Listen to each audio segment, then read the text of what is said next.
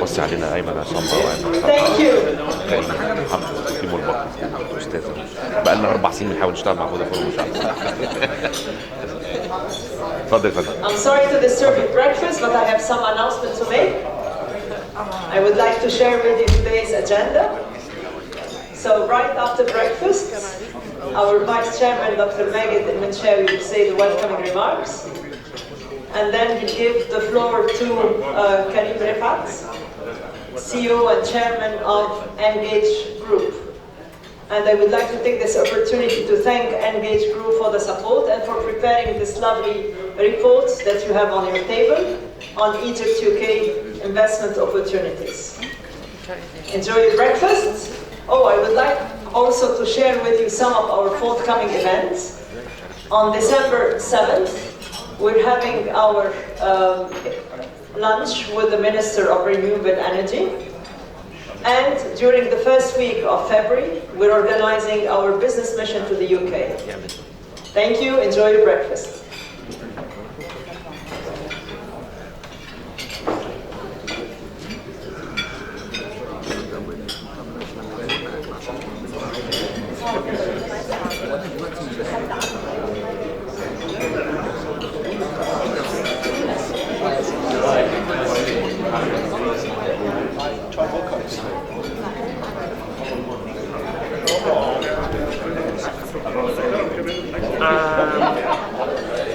Yes, we did all that.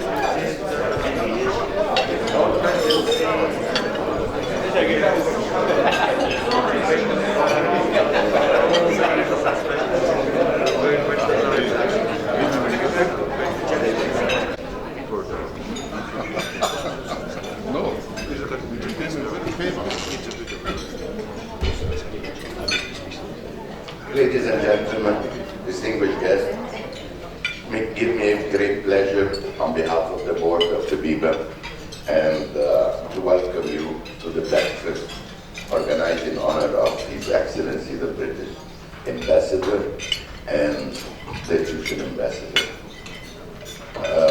to the UK.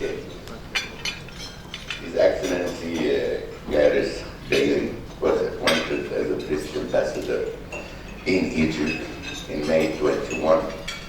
Prior to that, he was the Prime Minister's Special Representative for Afghanistan and Pakistan. And the Foreign Commonwealth and Development Office. He was also the Director for South Asia and Afghanistan from 2017 to May 21. His previous assignment includes the UK mission to the UN, Deputy Head of the FCO Iraq Department, British Embassy in Cairo, and UK Special Representative for Syria. His Excellency Ambassador Sherif Kamel joined the Foreign Ministry in 1993. His service abroad started with a mission in the United Nations in Geneva. He also served in the Egyptian embassies in Washington, D.C., New Delhi, as a deputy ambassador, and finally he was appointed as the Egypt ambassador to Jordan between 2018 to 2021. Since the establishment of the diplomatic relation between Egypt and the UK, the countries' cooperation have continued to improve over the years. In light of the COVID, Brexit, and Egyptian economy, reform the economic relation between Egypt and the UK have been progressing. The two countries witnessed an increase in investment and total trade volume over the last few years. I would like to extend my congratulations to both ambassadors. I'm certain that Egypt and the UK will continue to build a bilateral positive relation and growth. I would like also to welcome Her Excellency Dr. Rania Al Mashat, Minister of International Cooperation Cooperation, who she just returned from a long trip. Thank you for coming. And His Excellency Engineer Yehia Zaki, Chairman of the Suez Canal Economic Zone, for joining us today. He was a previous colleague in our board before he was appointed. Finally, I would like to thank our sponsor for their continuous support, HSBC and Malvern College, Egypt, as well as Vodafone and the event partners, Bounty Care, CIB, Polaris Park, KNB, Al Ahli. Before forgetting anybody, I will now have to give the floor to our moderate, Karim Refat, Chairman and CEO of Engage Group. Thank you. Karim.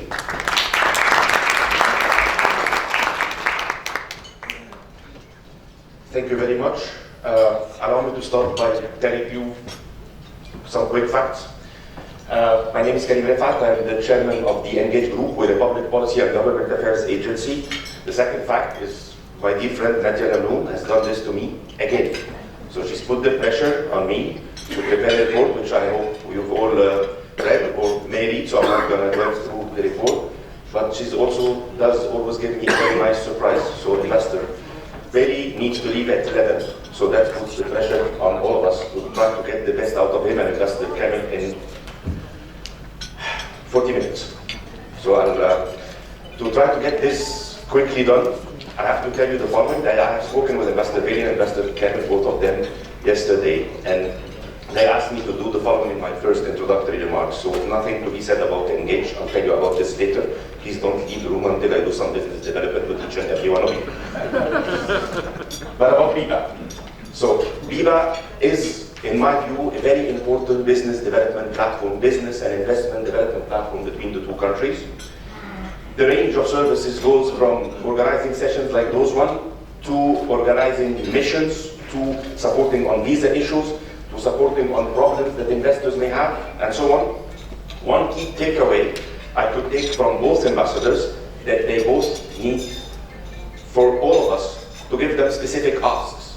What do we need from them in the coming future? So, on the basis of this, I tell both ambassadors before inviting them to the floor, I think the problem is the UK and Egypt, the relationship are extremely wonderful, the largest investor and what have you, but the bigger problem is that Egypt wants more. They always want more investment, they always want more trade, and now the more challenging problem, as per my talk with Investor Bailey, is now he's going to be challenging us to speak to him about Egyptian investments in the UK. So what does he need to do to us to be investing in the UK? Very quickly, before I invite Investor Kamel and Investor Bailey to the floor, what I have captured from the talk, what I've captured from the analysis and research they've done, some generic challenges. Allow me as a public policy guy to go deeply to the challenges.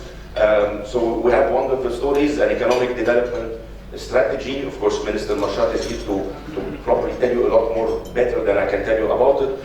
An Egypt 2030 strategy, a sovereign fund of Egypt, Dr. Yehia Zaki, Engineer Yehia Zaki with the economic Suez zone, very good forecasting for debt reduction, but the problem is we still continue to face a number of challenges. Some of them are generic. They are not related to the UK. Repetitive momentum of regulatory change and updates.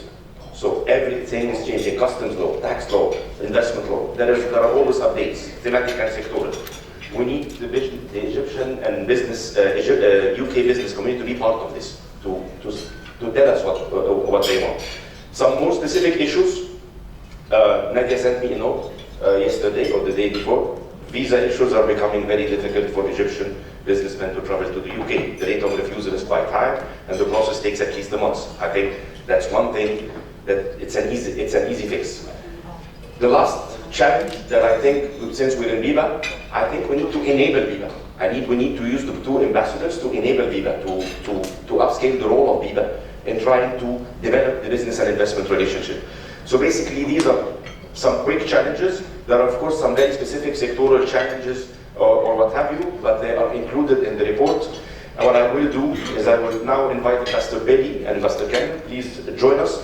I'll try to remain standing so I can put the pressure on them to control the timing. What I will do is, I think we'll do 7 minutes for each of the ambassador, so that we allow ourselves some 25 minutes of exchange from the floor and do this as efficiently as possible. Ambassador Bayley, Ambassador Kamel, please.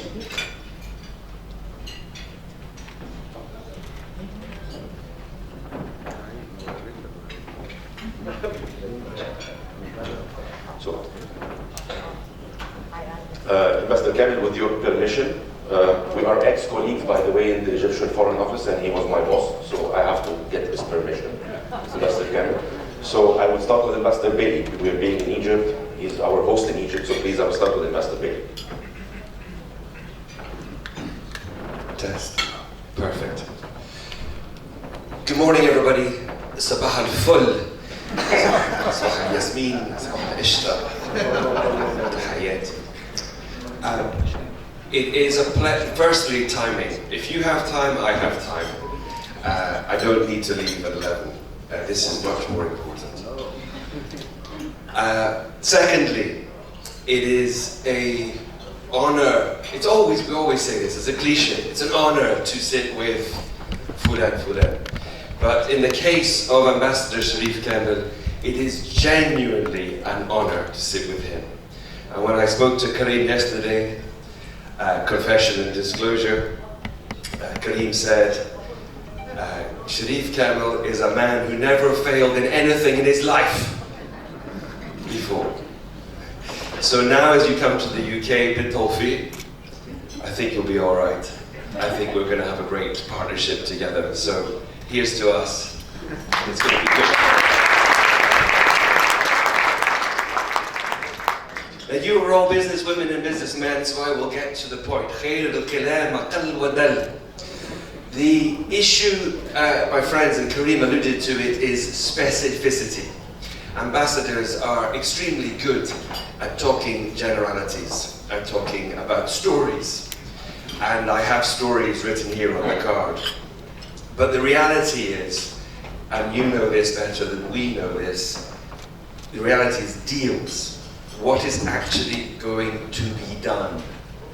And in the Foreign Office, alhamdulillah, over the last few years, there has been a revolution in approach where diplomats are told to stop with the sweet words and start with key performance indicators. What are you actually going to achieve, particularly in the field of investment and trade?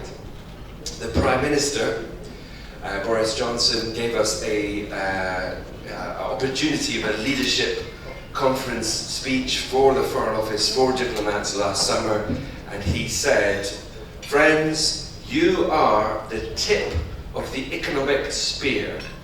Don't worry, that sounds quite dangerous. But what he really meant was, you diplomats need to go and make the world economically prosperous, of course for the UK, in a sustainable way and in a green way, particularly because, of course, of our presidency of COP26, but also, of course, because, Alf Mabruk, Rania Wazira, Egypt will host COP27. So it would be crazy for the British to focus on non-green. We have to think about sustainable growth and green growth. And Prince Charles, last week, you may have noticed, he was here with the Duchess of Cornwall, was also very focused with business entrepreneurs on sustainable markets and his Sustainable Markets Initiative, and how can the private sector mobilize trillions, not billions, for green growth. So he too is committed.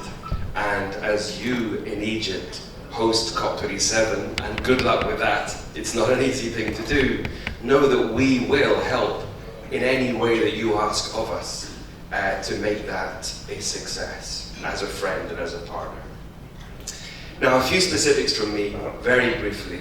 There is a really keen interest on the part of the Prime Minister of the British government in Egypt. there is an understanding that after some years of real challenge, and we all know what those challenges are, the opportunities are there. And the particular things that are talked about are location, the workforce, how young it is, but also how trained it is, that the macroeconomic indicators are relatively stable, that the banking sector is liquid, that debt is managed, and also the stories that Egypt tells are coming through about opportunity. Egypt as a hub to Africa, Egypt as an economy that is diversifying, more towards manufacturing, more towards consumption-led growth, that cheap green energy will translate into Egypt as an export power, inshallah, and that there is a keen interest in digitalization of the economy and removing non-tariff barriers and improving the ease of doing business ranking, which, as we know, has struggled before now. We also have some good news with increasing numbers of announcements, which I am really happy to have celebrated with Anissa, my trade lead. I'm thinking here about Globalec investing in Benban, Actis and Dekela investing in West Buck, Prudential, who are keen to come, Prudential Insurance, and come into the market, PwC, who will be opening an international consulting centre starting with 1,000 staff and hoping to move towards 4,000. Savills, who may be here today, we have their fastest growing operation in the world here in Egypt. So there's quite a lot to talk about, even if I would say, with all respect for each of these announcements, these are mid-tier rather than mega. But even when we see a mega deal like Siemens and everything that Siemens does in Egypt, we know as the UK that Siemens UK are delighted. So that value chain comes to us as well. So everything that Siemens gets from Germany, Siemens UK celebrates and opens up the non-alcoholic champagne in our side of the channel. So it's all looking pretty good.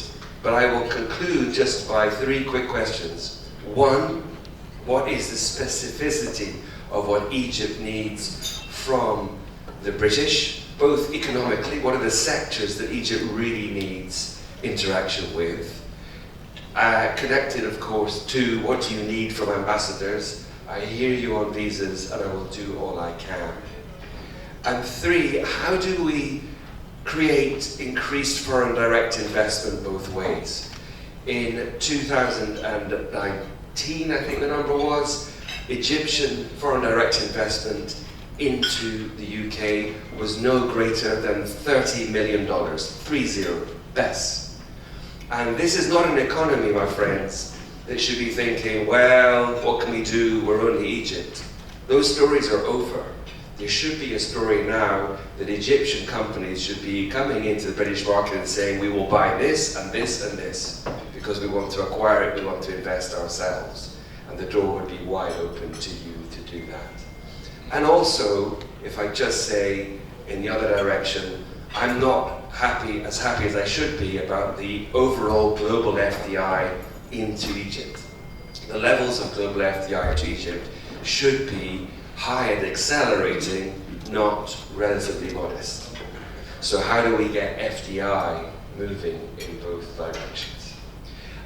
And I think those are probably questions. What can Britain do for you? What can British ambassador do for you?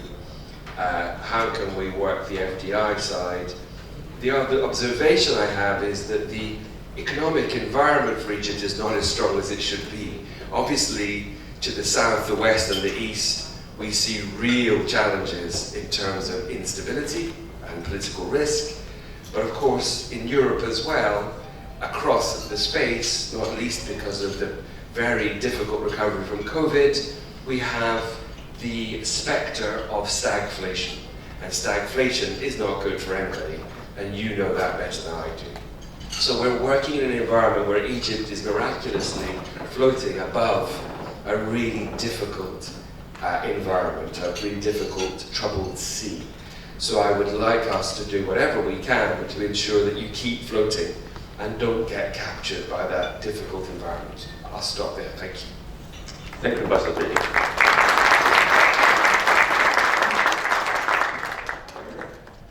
Please, Ambassador. Is this working? Yes, it is. Well, good morning, everyone. How can you beat this? Easy. Well, we are both diplomats by training, so I think we have the same approach. But then let me start also by congratulating Gareth for a very successful launching of his mission in Cairo with the royal visit last week. And also to mention the series of TV interviews you have conducted in Arabic, which have received a lot of praise from many. And it is a pleasure to work with you. We have already met. We had a very open and informative discussion. We have also connected a few times since then, and I'm sure that we're going to continue to work together closely during our tenures both in London and in Cairo. Again, obviously, I'm honored to be designated as Egypt's next ambassador to the UK. I look forward to traveling to London next month and to start my mission assignment there. It's, of course, a big challenge for any Egyptian diplomat to serve in one of the permanent members of the Security Council, but also a country that has a lot of roles all around the world that I'm looking towards. I will shorten what I wanted to say in terms of my initial remarks, since we have less time and since also I'm speaking after Gareth, who did mention many of the points I should be mentioning. But just to say that through my almost 3 decades of work with Egypt's Foreign Service, I believe that each international bilateral relationship has its own context and characteristics. And in the context of the Egypt-UK relationship, business is one of the strong points of that relationship. Usually it is our job as diplomats to amplify the strong points, expand into new potential areas of cooperation, and work together constructively to deal with any challenges that might face the relationship. Obviously, business is one of the strongest points of that relationship. The report that Engage has prepared show this. I'm sure that many of you have already read it or will read it after the session. But I think the issue that we have to focus on, and has already been mentioned, is how to diversify. We need to enter into a new set of sectors and a new range of activities between the two countries. And there is no better time to do this but now. Egypt has a very ambitious program of modernization, development, construction. We have started to see the results of this program over the last couple of years, but I think we are even much more ambitious than that, and we are continuing to expand in that direction. At the same time, the UK, on the other end, in the post-Brexit era, is looking probably for new ways of doing business, new partners, new destinations.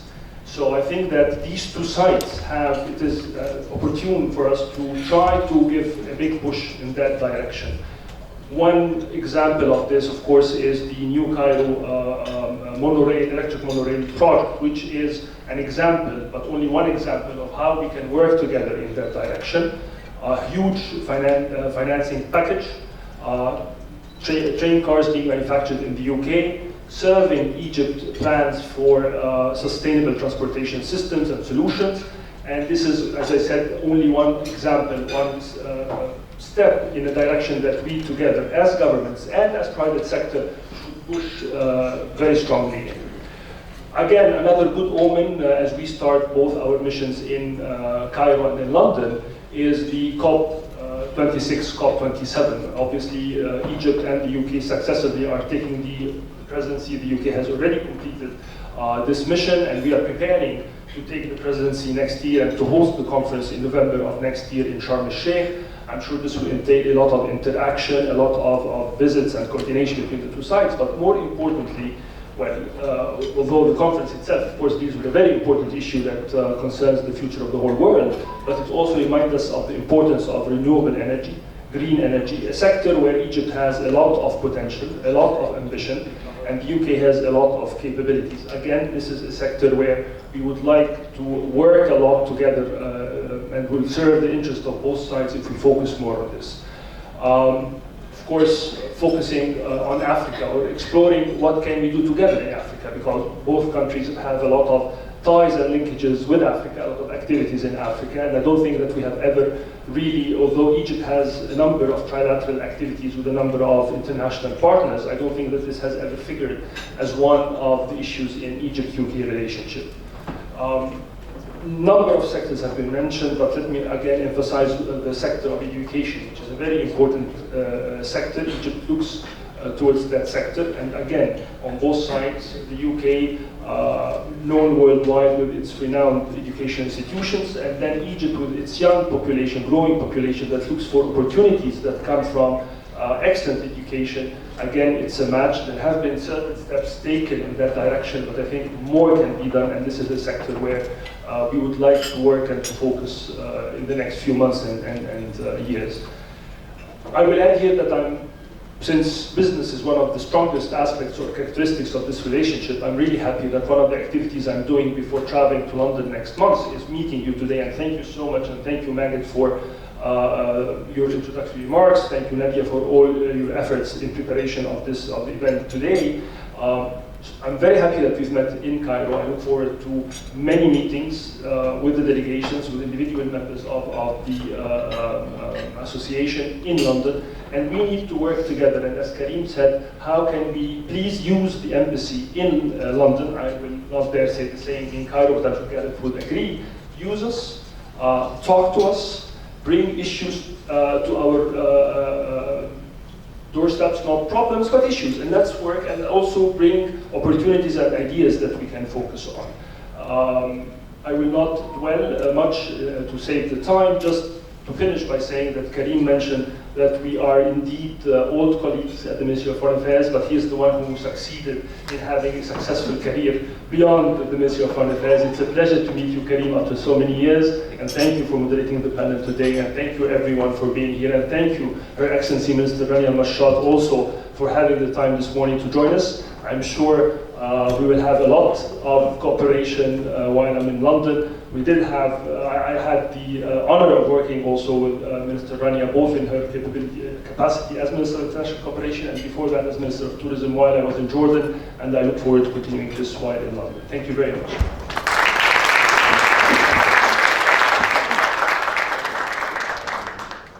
Thank you very much, Mr. Kamel.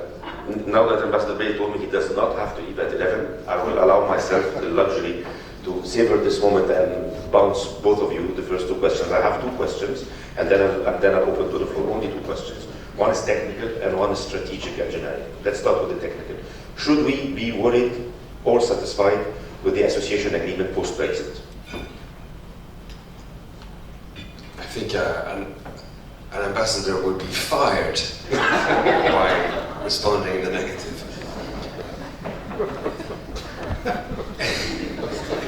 It's such a short question. It requires such a deep answer. So I think, in short, we need to be optimistic about it. At its heart, for full disclosure, the agreement is a find and replace mutatis mutandis version of the EU-Egypt agreement. What we now need to decide is, so what if there is a thing called Brexit, which there is and has happened, then what bespoke arrangements can the UK and Egypt build and enrich from what is basically a vanilla, as far as I can tell, looking at Anissa, a vanilla version of the EU-Egypt agreement. So I know there is keen interest in Egypt at the basic entry level. I don't mean any disrespect to the quantity concerned, but there is keen interest in improving volumes around agricultural exports. But if that's the full extent of the agreement, then I think we failed in our mission. We must be able to look much more ambitiously into an enriched agreement around a number of sectors. I specifically have also the responsibility of bringing to here both senior officials and ministers to conclude an association council, which will give the political impetus to embittered agreement. But that's a very general response. I would only suggest that if a year from now we essentially have a agreement which is indistinguishable from the one with the European Union, then we have missed the opportunity. Thank you. Just to add also that the agreement is a tool, and the tool will be judged by what we do with it. We have the tool. We had less time to prepare that tool, but definitely it could be a very useful tool if we make the best out of it. It is not exactly Egypt-EU agreement. It has some adds-on already when it was negotiated, but obviously there are certain issues that we have agreed to discuss in terms of developing that agreement in the future, and also issues that we did not discuss, but I would imagine that we have to discuss and we need to add into to that agreement. Again, as Gareth said, I think the opportunity of having more interaction between our senior officials, between our ministers, would be through the Association Council and also through the Association Committee, would be another opportunity not only to promote the agreement, but even to promote other aspects, economic and other, between the two. Okay. Would this association agreement be open to private sector participation? Well, let's look at Egypt-EU agreement and whether the private sector had participated in that agreement or not. However, the private sector is a key player in terms of the economic relationship, whether it is with all its aspects. So if you're asking this question in terms of an institutional participation, I have to go back to those who do know the answer. But in terms of the private sector being part in evaluating the agreement, in telling us whether they are benefiting from the agreement, in terms of telling us what should be done to develop the agreement, definitely the private sector is an integral component of it. I mean, nothing smells more like failure than just government officials talking about trade.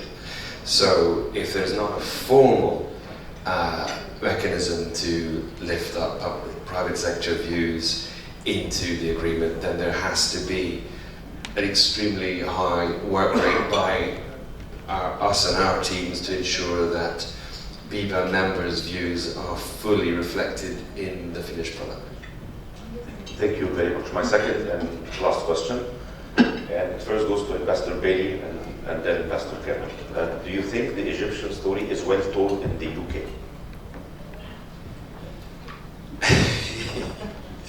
So, I will happily and simply turn to Minister Cleverly, Minister of State for Foreign Affairs, who was here a few weeks ago and spoke to a small group of business people, some of whom are here today. And what he said was no secret, but it makes us pause and think. And he said that the last time he traveled, he went to the Emirates, to Dubai. And his friends in the City of London, and he has many friends in the City of London, said, Dubai, what deals are you doing in Dubai? Then he later told his friends, same people, he was going to Egypt.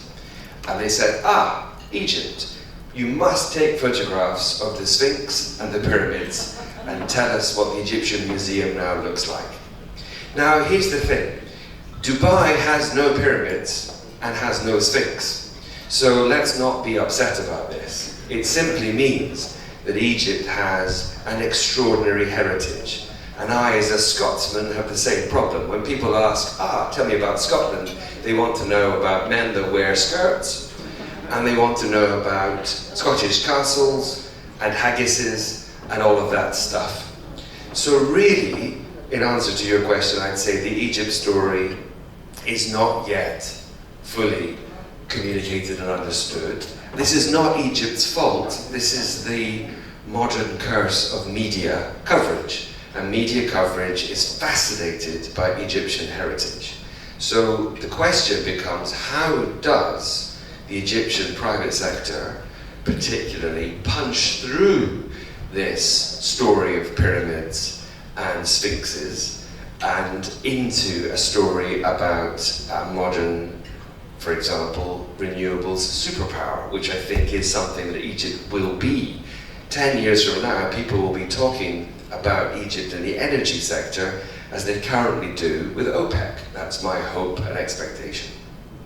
Thank you. Mr. Kamel.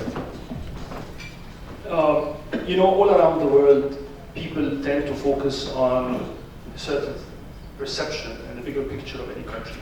Of course, the nationals of each country have to think of their own country and how it is portrayed all around the world. But when you travel around, I'm sure we've all done that, not only traveled but lived also and worked abroad, you realize that this is not particular to any one country. So the good news is Egypt has an excellent story to tell in the UK and all around the world. And this story is not only in terms of the economic activities, which are very important, but of course we have the heritage, but we have also our today's modernization plans. I was in Jordan for the last 3 years, and the kind of reaction I witnessed in April with the airing of the opening, the ceremony to open the new National Museum of Egyptian civilization, from not only from Jordanians who do follow Egypt quite closely, but also from foreign diplomats and fellow ambassadors, is quite strong. So you might want to tell a story, but you don't have the facts, and sometimes we do struggle with that. But today we definitely have a lot to tell. Now it takes a lot of us to tango, not only two, governments on both sides, private sector, media, and we should be doing more in the UK and all around the world. But as long as you have a good story, and actually an excellent story, then your job has been made much, much easier. Thank you. Karim, just because we have the minister here, I want nobody to be under any illusion. The minister's particular work with her ministry about the story of Egypt is powerful. The challenge is simply that Europe's media is essentially quite basic and is captivated by tourism imagery and captivated by simple stories. And there is no simpler story than the extreme wonders of Egypt. So my comments are not about some failure in terms of Egyptian narrative or in terms of marketing. It is more that you have this double-edged sword of an extraordinary heritage, and that heritage can feel like a burden. It shouldn't be a burden, because right now 5,000 British people a week are coming to Egypt for tourism, 5,000 a week. And we want to get back to 1 million a year Brits, and they come here because they know about how beautiful Egypt is and how attractive its destinations are. The question is just, how do we add to that in a sustained way? And with Sharm COP27 in November next year, less than a year away, that's got to be a launch moment for the new Egypt. Thank you very much. Just to make it very clear, if you allow me, with your Excellency's permission, the only reason I mentioned this, because I think, as a very personal mean, that our story is not at least fully told. I don't think Minister Mashat's sustainability story has reached to the Brits, despite that she tries very hard. Our entrepreneurship story has not reached yet. Our AI story, our digital story, our infrastructure story, our tourism story, an excellent Minister of Heritage is not well. I don't think it has yet reached the Brits, and that's why I was just jealous as an Egyptian. So, and that would be my last comment. I will open to the floor. One question, £100, please. Please, wait. Good morning. Many thanks to the board of the BEBA, and most welcome Ambassador Bayley, Ambassador Kamel. We're quite pleased to be with you today. Being in the insurance sector, I think that definitely the non-banking. Okay, I thought I may not need a mic, but I can use one always. Being in the insurance sector for more than 30 years in Egypt, I strongly believe that now the insurance industry in Egypt is on the verge of a real tipping point. The same tipping point that happened in Egypt in the banking sector maybe 20, 25 years ago. There is an immense opportunity, in my personal and professional view, for a wider scope of collaboration between Egypt and the UK in the non-banking financial services at large. We take pride that as an organization we have been in partnership with British players, prominent ones since many years. We started a business partnership with BEBA, one of the major private medical insurance players, and now they have been in Egypt since 17 years. Ambassador Bayley spoke about Prudential, that we have also been entertaining discussions with for some time before their visit and during their visit. And I agree, Your Excellency, they're quite serious, and I think they will be taking sooner rather than later a decision to actually set up their business and operation in Egypt. That's a very good development. We are also in partnership with, actually, we are the partners for a British insurance brokerage network firm called Howden, one of the important ones, and these are, in my view, just seeds. And I'm not mentioning these names out of any sort of publicity, but to say there are seeds, there is a good foundation, but there is a bigger scope for further collaboration, not only in the insurance sector, Your Excellency and Ambassador Kamel, but generally speaking in the non-banking financial services. Egypt is on the verge of issuing a new unified law for insurance that will better regulate our market and will also allow the European and British firms to come and participate. And actually, I think this is one of the areas that we also, as private industry players in Egypt, are quite keen to collaborate with both BEBA, or through BEBA, with both embassies and the commercial services in that. And I think we can achieve a lot in the coming years. Thank you very much. Thank you. Yes, Yeah, Megan. agreed. Oh, sorry. Megan. Easy.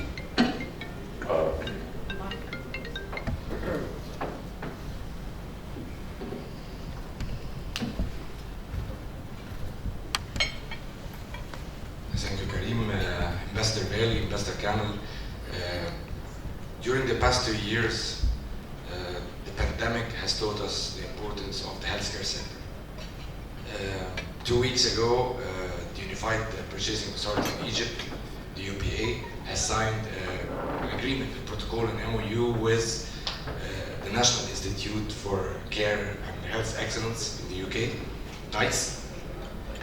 And the pandemic has taught us the importance of international cooperation, specifically in the field of the health sector, information sharing, best practices.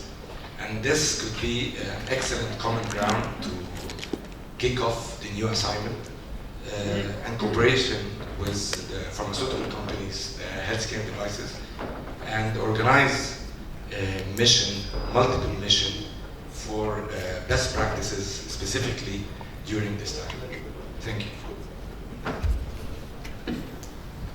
I think again, thank you for the both interventions, but obviously they do prove what we've been discussing, and this is again a few steps in a road that we hope will be a very long road and will have many steps from different players.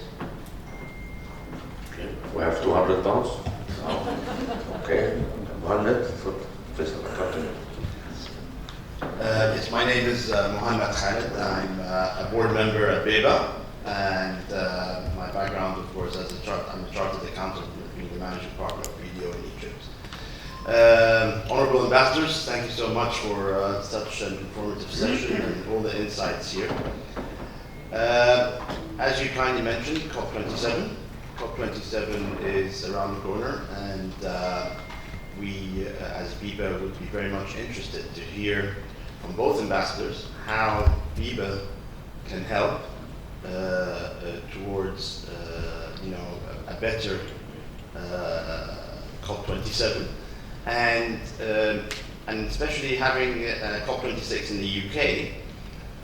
Are there any advices we can get from that perspective, and are there learning points that we need to know and maybe make sure we overcome? Thank you. Thank you, Mohammed. Good to see you again. So the obvious route in which BEBA can be involved is in the route that is often not talked about again in the media, and that is the private sector's role in green finance solutions. And Nigel Topping, our high-level champion for COP26, who, because he's a cool private sector guy, doesn't wear a tie, came here 4 or 5 weeks ago in the run-up to COP26, and he was telling a story of these trillions of dollars of private sector foreign direct investment, which could be leveraged by simply showing from whichever country's perspective what the investment pathways are.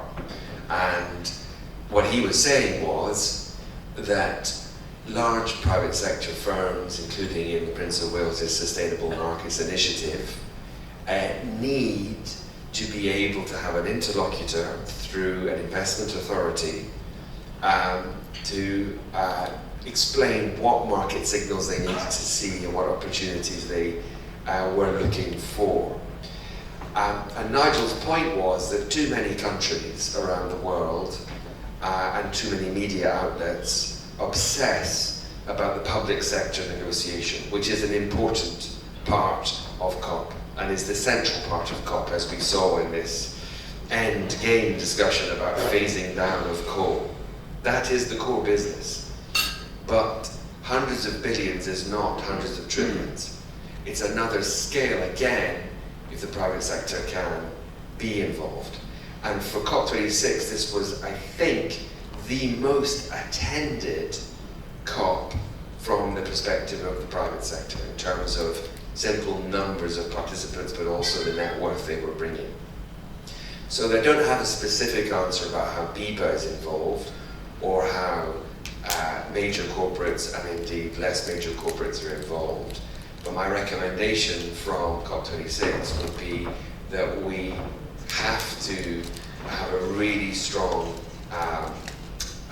approach on mobilizing finance, and there has to be a really powerful high-level champion on the Egyptian side who takes the baton from Nigel Topping. Nigel will come back probably very soon indeed, along with Alok Sharma, as soon as Egypt announces who their president will be and who their high-level champion will be. Just the thing to remember from this long answer is it's a double act, and there are two people at the top of the tree, not one. So you will have a role, and it will be mainly through the high-level champion, whoever that is for Egypt. It's not my job, obviously, to suggest who it would be. Well, thank you also, Mohammed, for your question, and so good to see you after such a long time. I think what COP27 brings to Egypt is two advantages. First, as Gareth was saying, of course, there are it's always talked about the trillions of dollars that might be there for the green energy and sustainable energy solutions, renewable energy solutions. The advantage is Egypt will be the focus of this discussion for the next 12 months. If you go back in the last decade, the four cities that had a lot of attention, I would say, was Copenhagen, Paris, London, and now it's Egypt, Sharm el-Sheikh, which means that Egypt will be spoken about, will be looked at. There will be a lot of attention, activities, meetings, and so on. A lot of private sector will be preparing for the conference next year. How can we use this to make a bigger portion of whatever financing is out there could be also channeled into Egypt and into projects that Egypt can benefit from? Secondly, since it happens that Egypt is taking over the presidency from the UK, I think there is an opportunity for BEBA to use this over the next 12 months.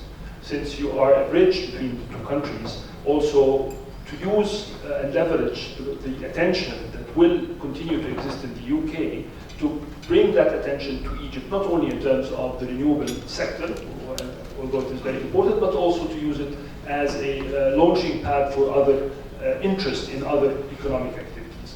And finally, again, to your point, Karim, earlier, COP27 is a great story, is a great part of the story that we have to promote in the UK, but all around the world, in other countries, in Europe, in Asia, in the Americas, because again, hosting that conference means that people will focus on Egypt, but also that Egypt will have the responsibility to lead the world in the discussions for the next 12 months, hoping to add on what the UK has achieved and what other countries during the presidency have achieved. Although achieving or what we have achieved altogether as a globe is still far from our objectives, but we will add on, we hope we will be able to add on during our presidency next year. Thank you. If I may, very quickly, Your Excellencies, I think as a businessman, if there is one couple of quick wins where I think Egypt can use the UK expertise in that space, is how to enable securing that financing by technical issues, access to technology, access to technical capabilities, to innovation, protection of patent, and whatever. And I think that is one space that the UK may have wealth of knowledge of how they have attracted this protection of those patents and technologies, so that the financiers are assured by the financing that they are deploying into those private sector role-led initiatives. Faisal.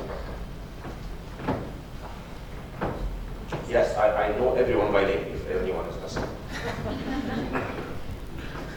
That's good business development. Yeah. You haven't responded to my proposal.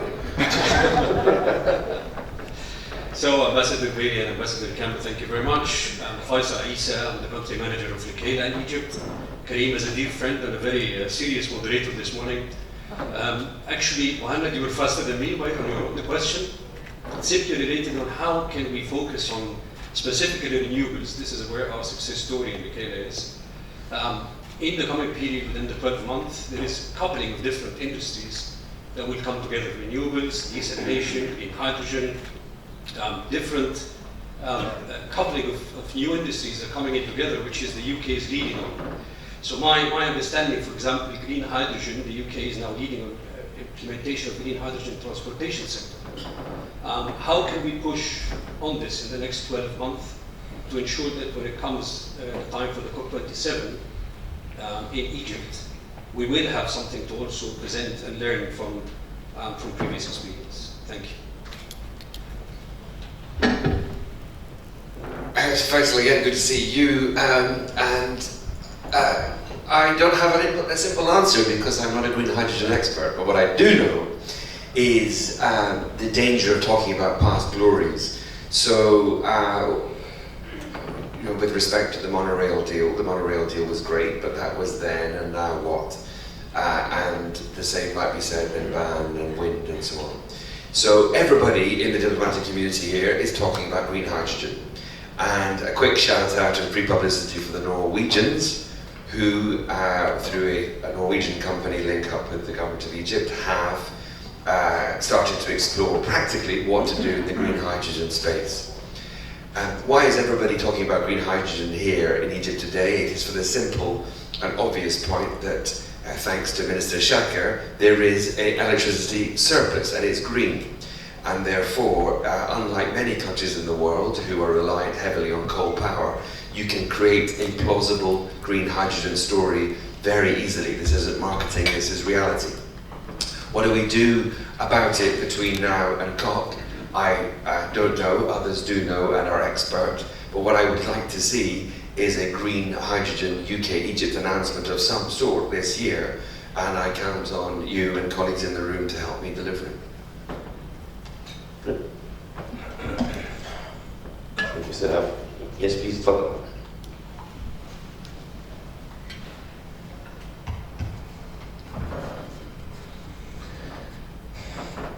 Thank you. Excellencies, welcome Ambassador Gareth to Egypt. It's a pleasure meeting you again because I was honored actually to welcome you for the Egyptian European Council.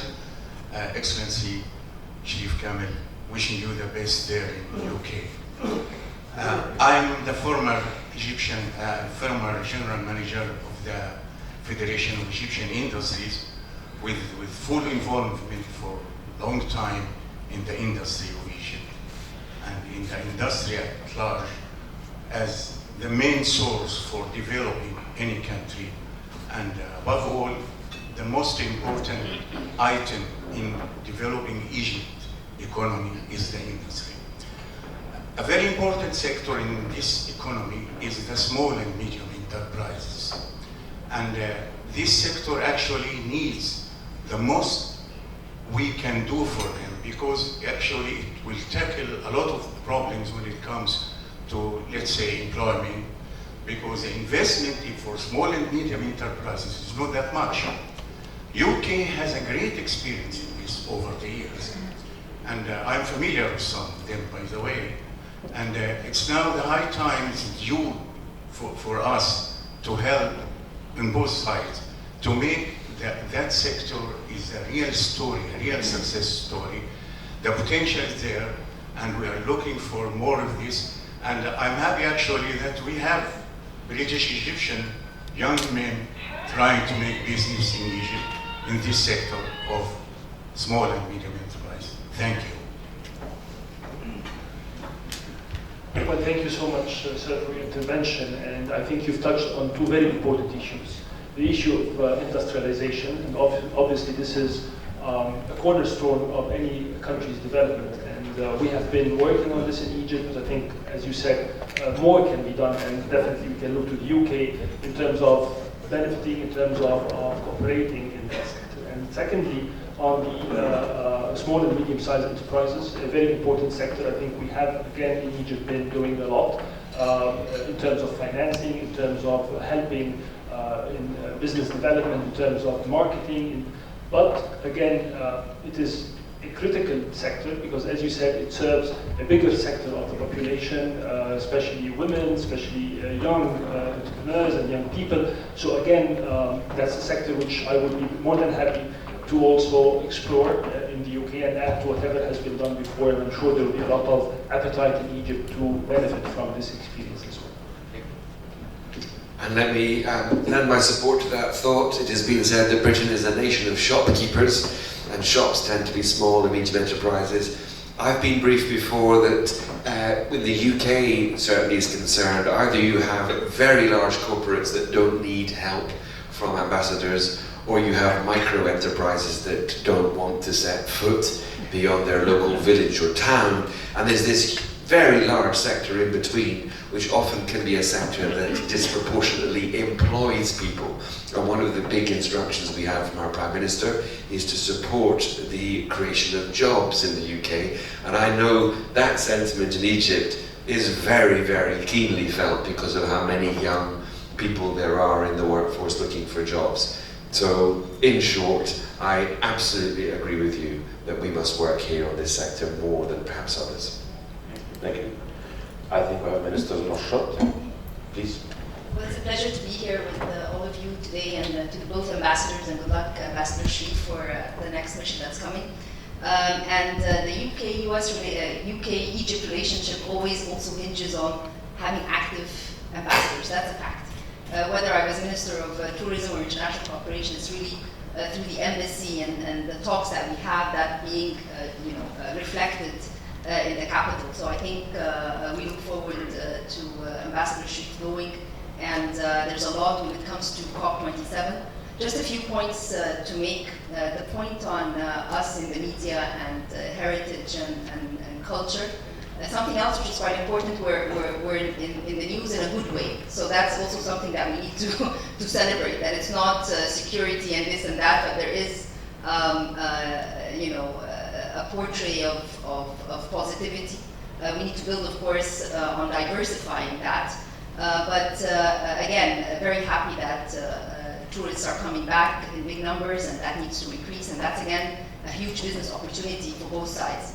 So we need to also see how in that sector, which is 15% of GDP, we can do more with respect to tourism. And I think COP27 provides a very, very good venue for that. Something else is over the past close to 2 years, everybody has been very domesticated with their local issues. So it was very difficult to break through and make a positive headline.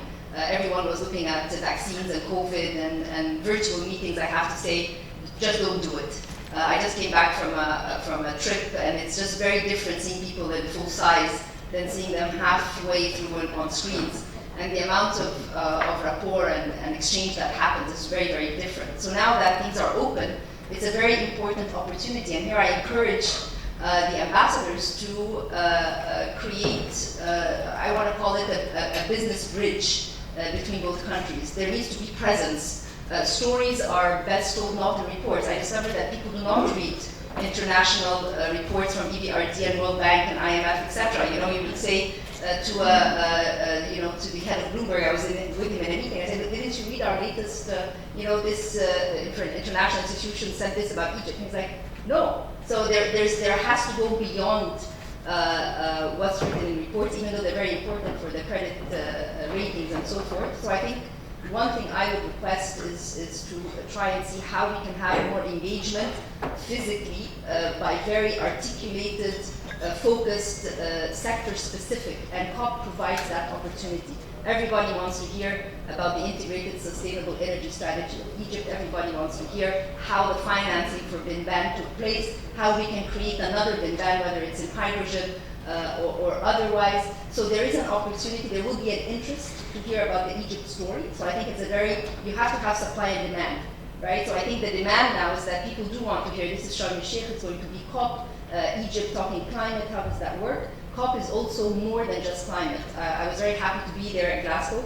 HSBC will do this on a side event as well. And it's very different. It's not a climate conference. It's an everything conference. It's negotiations, it's politics, it's strategy, it's private sector. And I think one of the brilliant things that the UK did, and we congratulate them on that, they shifted COP from just being negotiations on articles to actually creating engagement with the private sector. And they were the heroes of the COP. And now it's a launch pad to build on that. So I think that it is several ministers from Egypt were there at Glasgow, so we have a better feel of what the roadmap will be going forward, but it really depends on all of us. It's an inclusive process, so private sector has a role, civil society will be extremely active, SMEs have a role, heritage and culture have a role, so it's just an all-inclusive opportunity for everybody to be part of the story and not just tell the story. Because there's so much that has come out of COP26 that we want to build up. Something else which is quite significant this time, it's labeled an African COP. So when we talk about the role of different capitals, everybody, my last visit to the UK before COVID was the UK Africa conference that took place in January 2020. And every country has an interest in trying to build on relationships and economic growth in Africa. So I think that it's an opportune moment to showcase the successful business models that work in Egypt and can be scaled in Africa. So this is another opportunity and another way to say that certain private sector companies in Egypt which have done well on mitigation, adaptation, SMEs, entrepreneurship, and this is something that we can also scale up and do in Africa in partnership with other countries, UK of course being one of them. So I believe that if there's any shortcoming that has been identified by the panel, it's an opportunity to address them. We don't have 12 months; it's 11 months. so the time is passing very fast. But I'm not worried at all about the negotiation on the drafts of the agreement next November. But what we really need to leverage on is the stories that Egypt has done, the ability to push forward that story to Africa. And number 3, the mobilization of financing. And here we had all these discussions in Glasgow, the billions to trillions, but the issue is these trillions go to the countries that are rated B and above. So the countries that need to move fast on climate change and the zero emissions or the 1.5 degree keeping it alive, these are the companies that need the financing, but these are the countries that don't have necessarily the rating that the private sector is looking for or is able to take risks. So we had this very good side event in Glasgow about de-risking and blended finance, and I think that is going to be a very important venue of work that will keep us busy for the next few months. But we need to come out, as you said, Ambassador, with results, with things to showcase, with projects to showcase, with partnerships to showcase. So I think this needs imagination, needs a lot of coordination, but I think above all it needs enthusiasm, and that's what I see in the room. So with that enthusiasm, I'm sure that we will be able to sort of pin down and put a few very important outputs that we can think of now. We need to work backwards. What is it that we want to show next November and work on them starting today? So those are just a few words I wanted to mention, and also it's on you both to try and get the Egypt story out. So sometimes the government is very busy creating the story, and not necessarily always the best at marketing it. We do our best given the resources and given the time, but also what is it that you feel the public there wants to hear about? What is it that the businesses want to hear about? Egypt is quite unique over the past years and provides a menu. If you want to talk SMEs, we have something to say. If you want to talk women and gender equality, we have something to say. If it's renewable, we have something to say. Agriculture, we have something to say. So there is that diversity of story, if you will. So we look forward to partnering with both of you in different ways, given the demand that is back home, but also I think the interest that everyone has to actually participate and be part of it. Thank you. Thank you very much, Your Excellency. This is great. Your Excellency, keep impressing me with how articulate and eloquent you are. Ever since we both graduated from university 5 years ago. 5 years ago. 5 years ago. So, really thank you. One last comment, unless you want to respond or say something? Well, I'd be very grateful if the Minister could come and take my seat here. And then I would have to take yours, and that would be a disaster. Minister, you say it very well, as ever, and very kindly, and let us not forget, for all the wrong reasons, Britain had 2 years to produce her COP because of COVID, so we had that extra year in order to navigate COVID and produce what I guess we could describe as a festival of global mobilization on COP and on climate change. Everything you said, the African COP idea really steps out for me, because if at the same time the BEBA members would say that Egypt is also a launch pad for Africa in the private sector, then it should be relatively straightforward to join up these two sentiments for Sharm. I also take from your learning point, and it's always good to learn from somebody speaking on this issue of trillions only going to those who are B+, which of course is counterintuitive, because actually it needs to go into markets at risk. So that issue of blended finance is clearly very salient. I take that away. Thank you. A couple of final comments. Ambassador Kamel.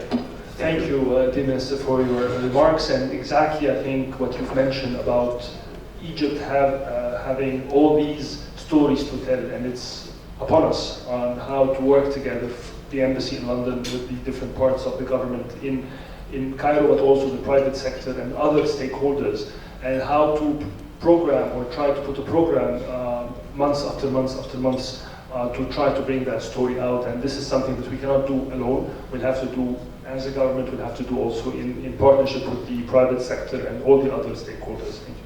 Thank you very much. Maybe perhaps I want to conclude with the following and leverage what Mrs. Mashat said about the full-size meetings and so on, and with your permission, Nadia, I understand we have BEBA organizing a trade and business mission to the UK, 1st to the 3rd of February, so I think it's an opportunity for all of you, for all of us, to join and to do that bridge, do that energy that you spoke about. And an idea is to make this visit a COP27 centric. I mean, what can we do to succeed COP27 with the UK? That's just an idea. Finally, I can, Ambassador Bayley, Mr. Kamel, I really thank you. Nadia, again, you did it to me again, thank you. It was an honor. Ambassador Mashat, Minister Mashat, sorry, Dr. Yehia. Thank you very much, everyone. I wish it was short, efficient, and concise and useful. Please don't leave the room until we do business development again. Thank you.